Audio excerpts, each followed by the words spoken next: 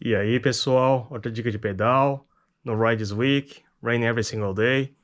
So I decided to check my tire and understand why it's not retaining pressure.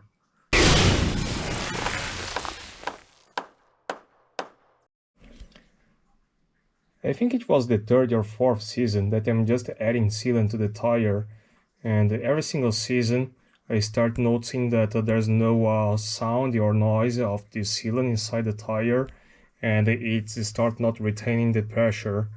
So this time I decided just to take a look what's happening inside.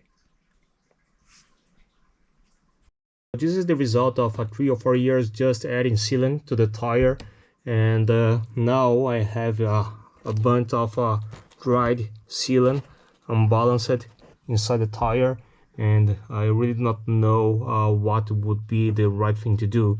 At this time I will just replace the tires, even because they are worn. But if you are like me, just adding sealant year after year, take a look in your tire. I do not know if you can just clean this old sealant and apply a new one again, or if you have to replace.